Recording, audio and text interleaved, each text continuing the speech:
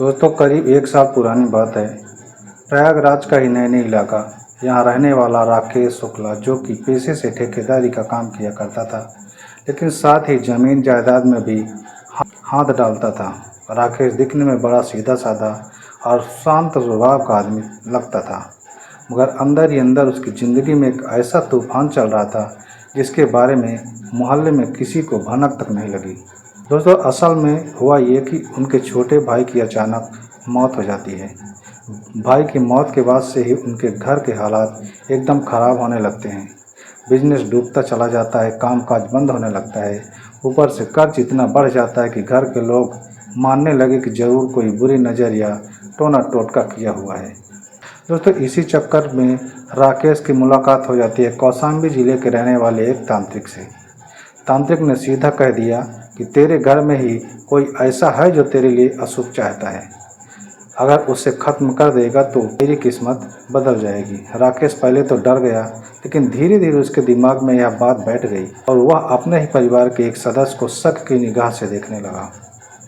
दोस्तों करीब 4-5 महीने तक वो तांत्रिक के पास चक्कर लगाता रहा, पूजा पाठ कराता रहा, रात में हवन करता, लेकिन जब भी काम नहीं बना तो तांत्रिक ने कहा, अब एक बलि देनी पड़ेगी तुझे।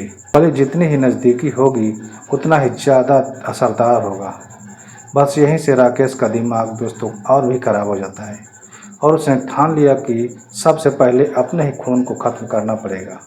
दोस्तों अब कहानी में बहुत ही इंटरेस्टिंग होने वाली है, लेकिन कहानी में आगे बढ़ने से पहले आपसे गुजारिश है कि वीडियो को लाइक कर दीजिए और हमारे चैनल को सब्सक्राइब ज़रूर कर लीजिए, ताकि हमारा हौसला और भी बढ़ता रहे। और दोस्तों वीडियो को लास्ट तक ज़रूर देखें। तो चलिए दोस्तों कहानी में आगे बढ़ते हैं। दोस्तों घटना की शुरुआत होती है 26 अगस्त जो 2024 की शाम, यानी कि ठीक वही तारीख जिस दिन 1 साल बाद नैनी में शरण सिंह वाला खौफनाक मामला हुआ था। उस दिन राकेश ने अपनी ही भतीजी की उम्र लगभग 14 साल को बहाने से बुलाता है और कहने लगा कि बेटा स्कूटी में ज़रा बाज़ार तक चलना है। लड़की मना भी नहीं कर रही थी, लेकिन मामा के कहने पर बैठ गई। राकेश सीधे स्कूटी और लेकर सरस्वती हाईटेक सिटी की तरफ पहुंच गया। वहां उसने सुनसान जगह देखी, वहीं पर पहले से लाया हुआ हथौड़ा निकाला। लड़की संभल पाती उससे पहले ही उसने पीछे से वार कर दिया। वार करने के बाद उसने लाश को झाड़ियों में छुपा दिया और घर लौट आया जैसे कुछ हुआ ही ना हो। रात को दोस्तों मोहल्ले में शोर मचा कि लड़की गायब हो गई है। कहाँ गई है किसी को कुछ पता नहीं।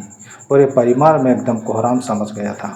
अगली सुबह कुछ लोग अपने खेत में गए तो झाड़ियों से बदबू आने लगी। जब वहाँ जाकर देखा तो खून से लथपथ एक लाश मिली और गांव में हड़कंप मच गया।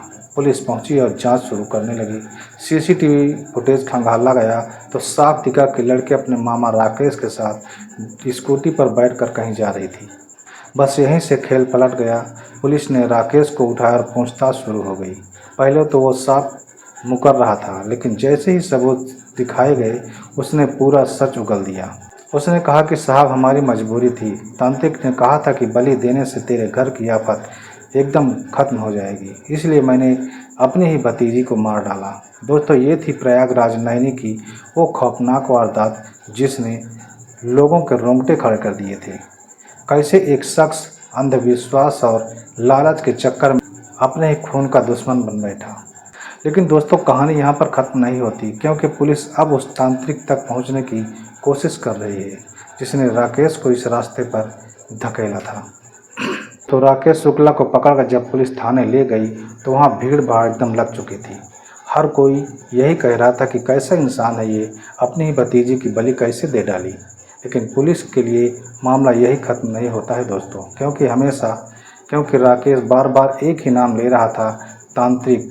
वो कह रहा था कि साहब ये सब मैंने अपनी मर्ज़ी से नहीं किया। उस तांत्रिक ने मुझसे कहा था कि अगर बलि नहीं दोगे तो पूरा घर तुम्हारा बर्बाद हो जाएगा, अगर बलि दोगे तो कारोबार चमक जाएगा, दौलत आएगी, नाम कमाओगे। दोस्तों अब पुलिस के दिमाग में सवाल ये चल रहा था कि ये तांत्रिक आखिर है कौन। राकेश ने बताया कि उसका नाम भैरवनाथ तांत्रिक है और वो कौशाम्बी जिले के भरवारी कस्बे के एक छोटे से गांव में रहता है। राकेश बोला, मैं पिछले 5-6 महीने से उसके पास जाता था, हर बार पूजा अर्चना किया करता था, लेकिन कुछ फ़ायदा नहीं हुआ।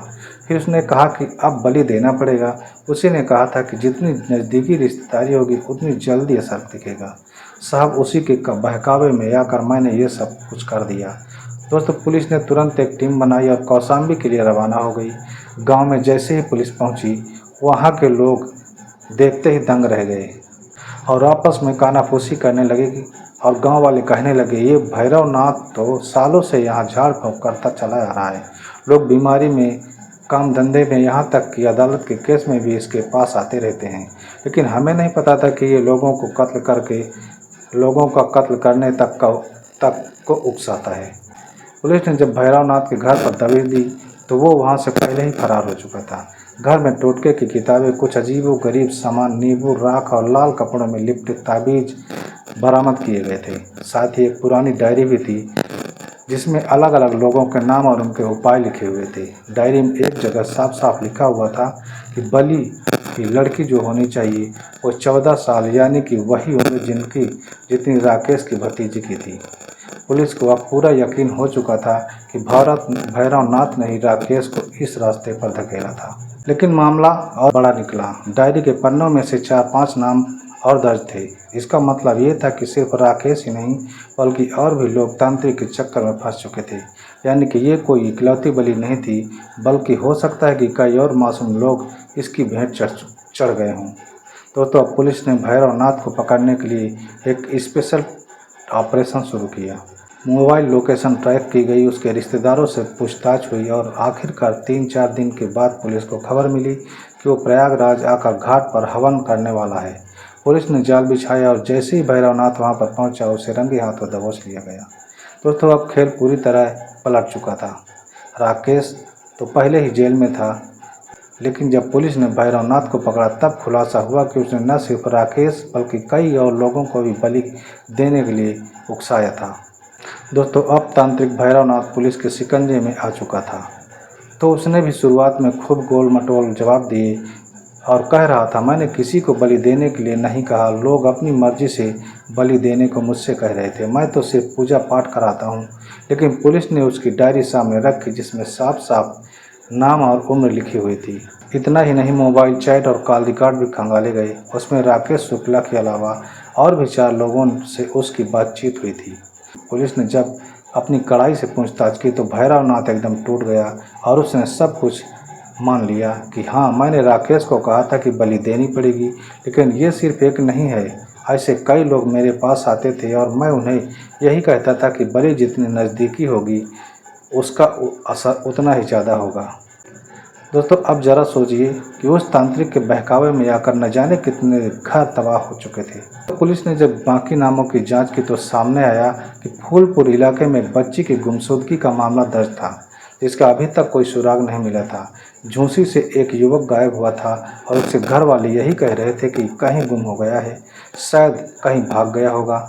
कौशाम्बी जिले के एक किसान ने 6 महीने पहले अपनी पत्नी की रहस्यमयी हालत में मौत की सूचना की रिपोर्ट दर्ज कराई थी। तो इन तीनों मामलों में भैरवनाथ का नाम जुड़ता चला गया, यानी कि राकेश शुक्ला का केस तो बस शुरुआत थी।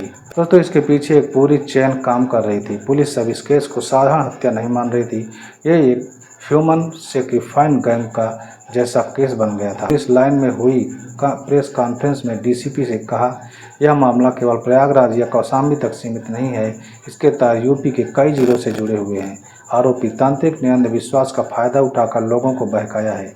फिलहाल हमने मुख्य आरोपी भैरवनाथ को ही पकड़ लिया है और उससे मिली डायरी के आधार पर और कई केस खोले जा रहे हैं। दोस्तों, जब यह खबर मीडिया के पास आई तो पूरे प्रदेश में एकदम सनसनी फैल गई। हर जगह यही चर्चा, क्या इंसान इतना अंधा हो गया है कि अपने ही खून की बलि दे रहा है। राकेश शुक्ला जेल में है, भैरवनाथ अब पुलिस हिरासत में है, लेकिन असली सवाल ये है कि क्या लोग भी उसकी इस काली करतूत में फंस चुके हैं। तो जब पुलिस ने भैरवनाथ की डायरी को और गहराई से खंगाला तो कई ऐसे राज सामने आए जिनसे अफसरों के भी होश उड़ गए।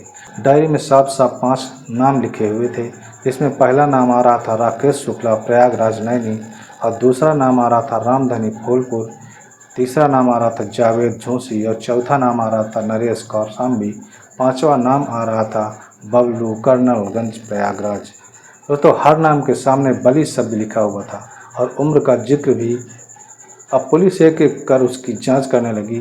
फूलपुर का केस करीब 7 महीने पहले 13 साल की बच्ची घर से अचानक लापता हुई थी और घरवालों को लगा कि अपहरण हुआ होगा। लेकिन पुलिस को अब शक हुआ कि शायद वही बच्ची भैरवनाथ के बली खेल की शिकार हुई है। जांच में सामने आया कि रामधनी का नाम शख्स जो बच्ची का मामा था, उसी को आखिरी बार बच्ची के साथ देखा गया था और फिर उसकी लाश कभी नहीं मिली। रामधनी अब वहां से फरार हो चुका है। यहाँ से 19 साल का युवक गायब हुआ था। परिवार वाले सोचते रहे कि शायद शहर चला गया काम ढूंढने, लेकिन भैरवनाथ की डायरी में सच खोल दिया। युवक का चाचा जावेद तांत्रिक के संपर्क में था और उसने बिजनेस चमकाने के चक्कर में अपने ही भतीजी के बलि दे डाली। जावेद अब पुलिस की ही गिरफ्त में है और उसने कबूल भी कर लिया है कि हाँ, मैंने अपने भतीजे को नदी किनारे मारकर बहा दिया है।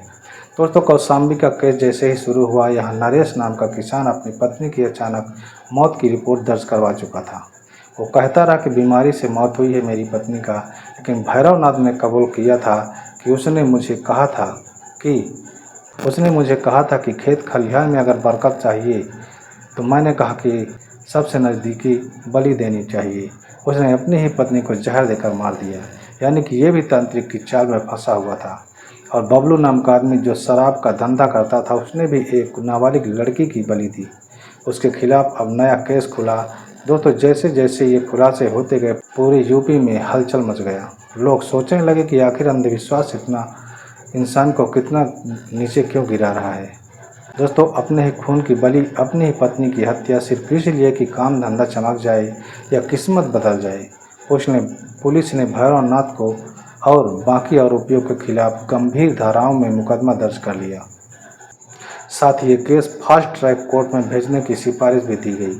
पुलिस अफसरों ने प्रेस कॉन्फ्रेंस में साफ कहा कि ये मामला मानव बलि से जुड़ा है। समाज को ये संदेश देना जरूरी है कि जो भी अंधविश्वास फैलाएगा या मासूमों की बलि देगा, उसे कड़ी से कड़ी सजा मिलेगी। दोस्तों इस पूरी वारदात ने यह सिखाया कि अंधविश्वास इंसान को जानवर से भी बदतर बना देता है। तांत्रिकों और ढोंगियों के चक्कर में पड़कर इंसान अपनी ही औलाद, अपने ही परिवार का दुश्मन बन बैठता है। और सबसे बड़ी बात यह रही कि कानून के हाथ इतने लंबे होते हैं कि चाहे कितना भी चालाक हो, सच एक दिन सामने आ ही जाता है। दोस्तों इस तरह प्रयागराज नैनी से शुरू हुई ये खौफनाक दास्तां कई जिलों में फैले मानव बलि गंग का सच खोलती है। और पुलिस का यही कहना है कि जो निर्दोष बच्चों की बलि देंगे, उन्हें अब सिर्फ एक ही बलि देनी होगी, यानी कि फांसी। दोस्तों ये कहानी आपको कैसी लगी, कमेंट में अपनी राय हमें ज़रूर बताएं। तो ऐसे ही आपराधिक घटनाओं को सुनने के लिए चैनल को सब्सक्राइब करें और वीडियो को लाइक ज़रूर करें। दोस्तों मिलते हैं अगले नए वीडियो में, तब तक अपना और अपनों का ख्याल रखें। वीडियो देखने के लिए आपको बहुत बहुत धन्यवाद।